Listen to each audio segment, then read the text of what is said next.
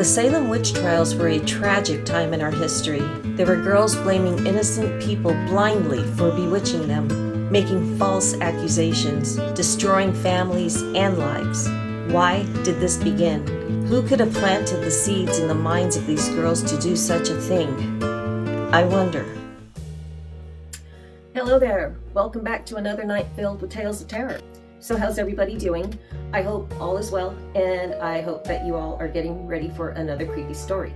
Tonight we're going to hear about what people have done while in the throes of anger and jealousy.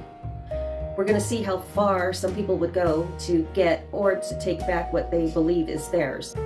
Okay, so like in a lot of my other videos, you may find yourself questioning as to whether what you're hearing is true or not true. And here's where I ask that you just wait till the end of the video so we can all find out together. So let's get this show on the road. But before we do, I want to ask you to click the like and subscribe buttons so YouTube knows to continue to put out content like this for you. And do me a favor and let me know where you're listening from in the comments down below. Now, get comfortable, turn down the lights, and let's begin.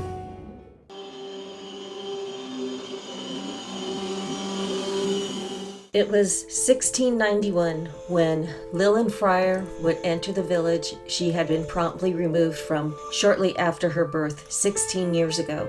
The village was Salem Village, and during this time, the mass hysteria over witches and witch hunts was on the verge of erupting and destroying many innocent lives. What happened was that when Lillian had been born to Eve and Joseph Fryer, she was the most beautiful baby anyone had ever seen. And for this reason, they feared not only for her life, but theirs as well. During this time, you could be accused of almost anything and be tried and condemned for it. And if jealous eyes were to look upon Lillian, Eve and Joseph feared the worst. The years with Lillian were filled with peace and love amongst the small family. Lillian was taught to hunt, fish, and grow her own food. She learned to make medicine and salves, clothing, and furniture. She was raised to be independent from the start. As time went on, she would witness the sickness and deaths of her loving mother and father. This was something they had not prepared Lillian for, dealing with sadness and loneliness. For a while, Lillian tried to live on her own, but loneliness was becoming increasingly unbearable. And one night, she had a dream. It was her mother and father. They looked like angels. They came to tell her that it was now time she learned who she really was and how powerful she was. Lillian asked what they meant. They told her she would understand in time. Then they turned away and began walking away from her. But as they moved further away from Lillian, she saw that they were walking into a deep black darkness. It didn't make sense, this dream. The following morning, Lillian decided it was time to leave this place and venture out into the unknown world. She gathered her belongings and began her journey. She walked all day and into the night for 3 days and nights. Finally, she saw someone, a person that reminded her of a very young version of her father. He was a boy about her age, a male, she surmised. Her mother and father had the foresight to also teach her as much as they knew about humanity and the human body. This boy, he looked friendly enough, but just the same she thought to be cautious, so she laid low and observed him for a while. But then a girl about the same age as Lillian appeared. The girl met the boy, and it didn't take long before the two were kissing and being outright naughty. Lillian didn't know what to do, so she sunk down beneath the grass and hid until it was all over and the girl had left. The boy, on the other hand, stayed back for a while to keep them from being caught. When he started walking back towards the village, Lillian decided to follow him, keeping a safe and unseen distance away from him. When she reached the village, she couldn't believe her eyes. There were so many people. Had they been here all this time? Why would her mother and father keep her away from them? They looked like hardworking people. What would they do to someone like me? Besides, I have much to offer with my own skills, Lillian thought. I'm certain they'll welcome me. So she followed the boy into the village. It seemed that everyone stopped. People watched as Lillian walked through the village, smiling curiously at the others. Her stroll into the village was short-lived, however, when 3 men approached her. They were civil officers or magistrates for the village of Salem. Who was she? Where did she come from? Who brought her here? What were her beliefs? And many other questions were thrown at her. She couldn't answer many of these questions, which made her look suspicious to some, while others were intrigued by her undeniable beauty. Then, shortly thereafter, there was a married couple by the name of John and Mary. They had a wealth of property and offered Lillian a small room, which she gratefully took. With all her skills, Lillian was more of an asset to the property than a guest. She helped with gardening, home repairs, cooking, and sewing. She even began creating her herbal remedies for different ailments. Lillian was quickly becoming a celebrity with Salem Village, and she began to enjoy the attention she was receiving from the boys and men. Even the women were warming up to her. Well, most of the women. The girl in the field, her name was Elizabeth, and she did not like Lillian at all. Was it a sense of competition, maybe?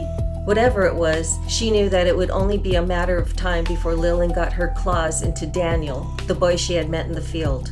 She may have already been too late. During Sunday service, Elizabeth noticed that Daniel was not in attendance. She suspected where he most likely was and planned to catch him.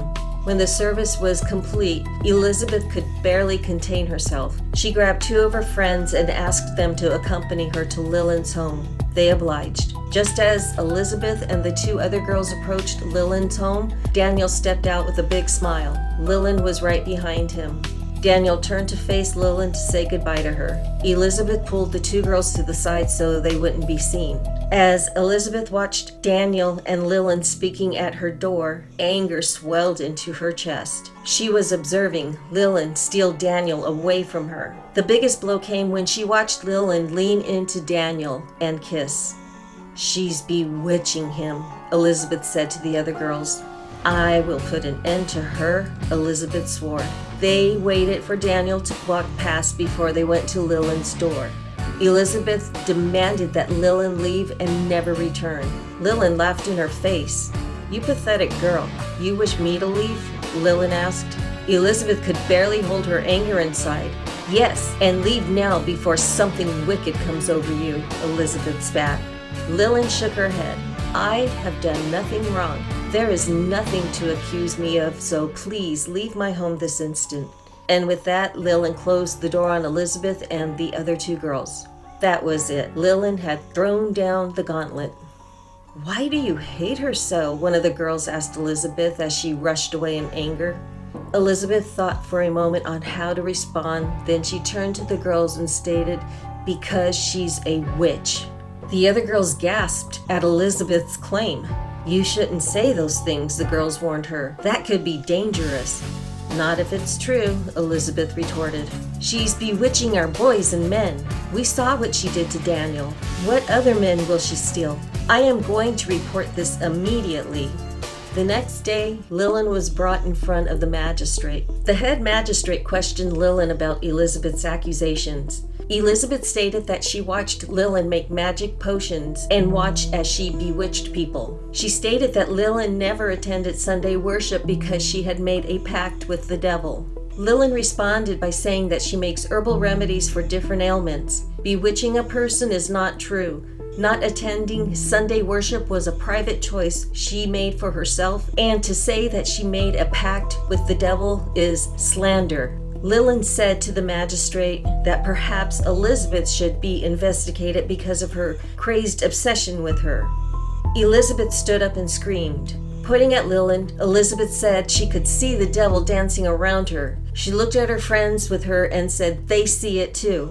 The magistrate asked the girls if this was true, and they said yes. Lillian looked at the magistrate and could see they were struggling with these accusations. She looked directly into the eyes of the lead magistrate. "Surely you do not believe what these girls say. It is preposterous that I be as vile as what they claim."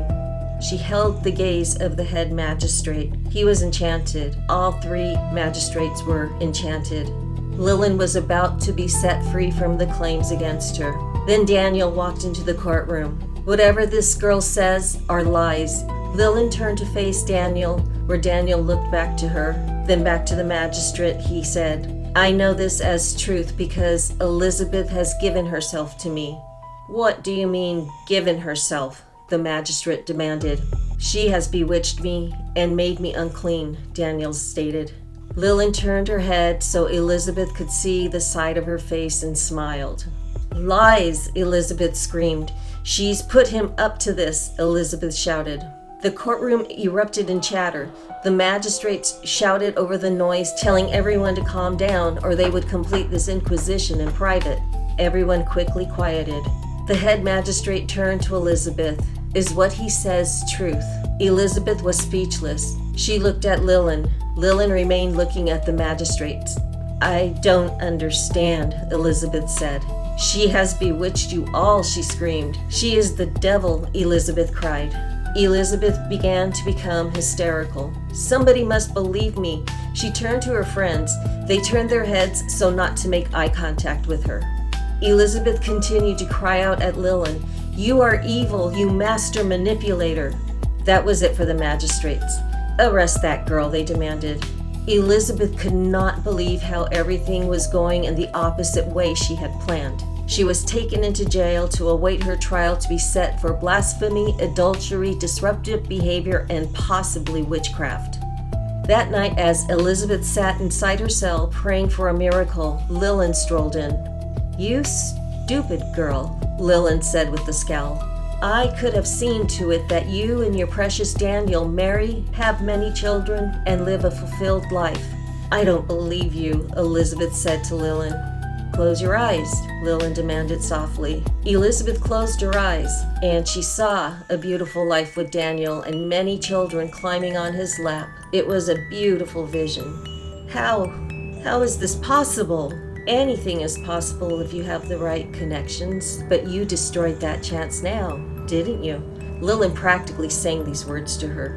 "What do you want me to do?" Elizabeth begged. "Please, I will do anything. I witnessed what you are capable of. I want you to cultivate your craft for lying because you are going to do something for me." "What is it? What is it that you are asking me to do?" questioned Elizabeth. Lillian paused and smiled. This smile chilled Elizabeth. Elizabeth grew more frightened by Lillian. She was beginning to understand that she was in the presence of something powerful and sinister, something not human. Lillian reached out and stroked Elizabeth's hair. She gave her a look of pity, then she told her, "You are going to destroy people's lives for me." "Why?" Elizabeth asked. "People need to suffer. They need to know pain and suffering so they can appreciate what little blessings they have. You are going to create such a stir, young Elizabeth, you and your friends. And you are going to make history with what you are about to do. And when this is done, I will see to it that you receive all that you desire and all that you deserve." With that, Lillian turned and disappeared into thin air. Okay, so what did you think of this story? Thinking about it, what a scary time it must have been to be living in. I mean, a person's life could be ruined with the point of a finger. I mean, ignorance can lead to tragedy so easily. But in this case, was it ignorance or was it a case of the devil made me do it? And do you think that was really the devil? Questions to ponder, my friends. Okay, so it looks like it's time to say goodnight, but before we go, I just want to ask you to please click the like and subscribe buttons if you haven't done that already, and to prepare for more tales of terror delivered to you weekly at 3 a.m. So, until next time, stay safe and stay scary.